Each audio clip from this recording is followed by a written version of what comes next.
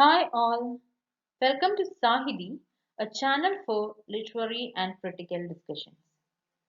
Today we will be discussing on Horace, a Roman critic, and the observations that I have shared in this particular video is from An Introduction to English Criticism by B. Prasad. Let us move on to the video. Horace was a Roman critic who lived from 65 BC to 8 BC. He lived during the age of Octavian Augustus. It was a glorious period for literature. Till the age of Octavian Augustus, oratory was highly important, and being the medium for oratory, prose was also given much importance. But Octavian Augustus was interested in other art forms, and therefore prose and oratory lost its significance. The emperor's interest in arts was reflected by giving a prominent position for the poets in his court. Now there arose a discussion or a battle between the ancient and the moderns. Which one is the best, whether the ancients or the moderns? And Horace made a largest contribution to this question. Now when Matthew Arnold speaks about Horace, he quotes a phrase from Herbert W. Paul, that is, of all the Roman poets, he was the best critic, and of all the Roman critics, he was the best poet. So he was regarded as the best critic and the best poet of all the Roman poets and critics. Now, many people estimated Horace as the best poet, but there are some people who thought that he was only second to Virgil. But there was no doubt that he was the best critic among the Romans. Speaking about the major works of Horace, he has written two books of satires, four books of odes, and three books of epistles.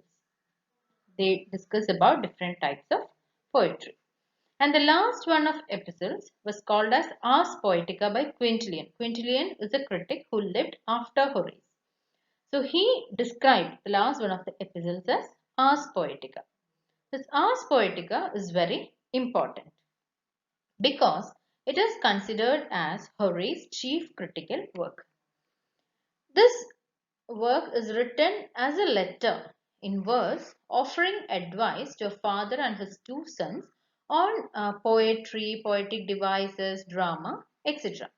Even though Horace has distributed all his critical observations in all his works, this particular book or this particular work as Poetica is considered to be more important. As it is written in the form of a letter, we can see that there is no clear method or plan. It follows a free style of writing where he is just discussing all these things. It is not at all in an organized manner. This work is very brief. It has less than 500 lines in its original Latin form, and in its English translation it is less than 16 pages. The major topics that are discussed in this particular work are poetry, poetic style, and drama. Next, let us move on to Horace's concepts on classicism. So there existed two schools of writing during Horace's period. One was Old Latin and the second one was Modern Alexandrian.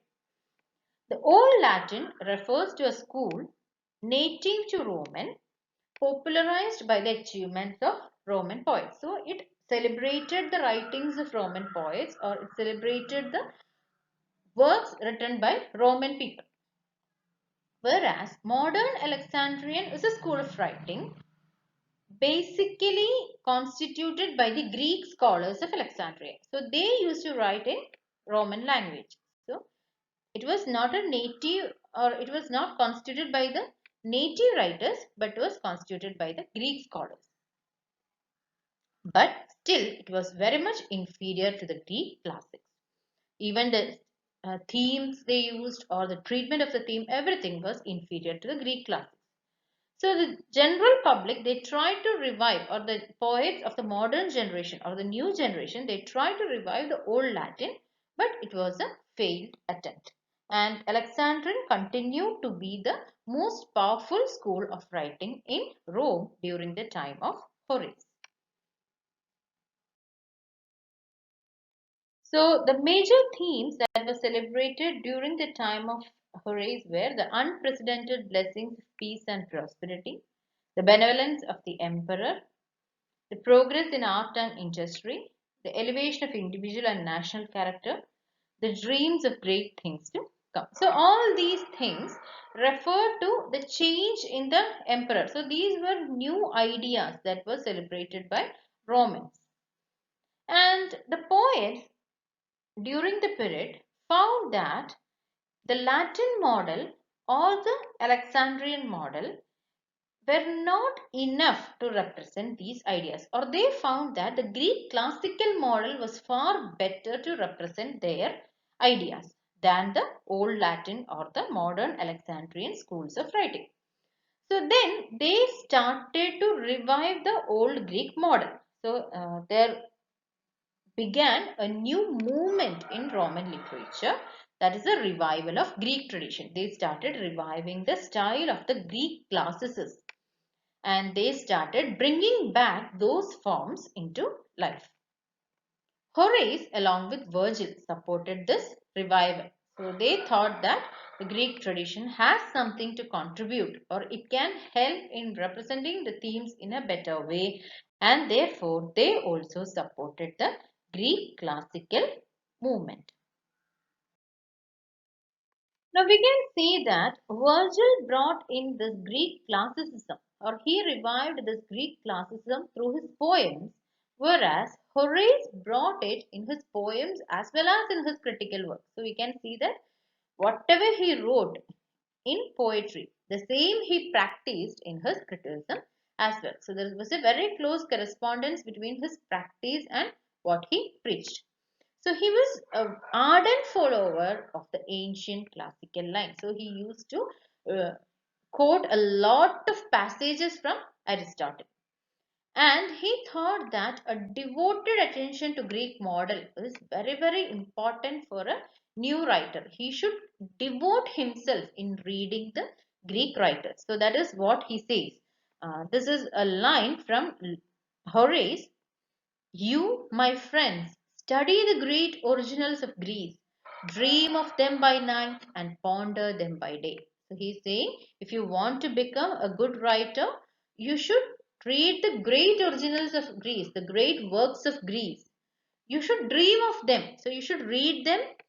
During daytime, you should ponder them. You should spend your time reading it again and again, understanding its meanings, etc. And at night, you should dream of them. So 24 hours you should be meditating on these great originals of Greece. These lines you can see in Study of Criticism by Alexander Pope also. He has quoted the same lines in different words.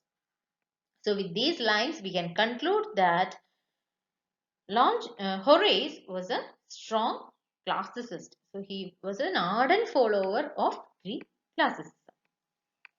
Thank you.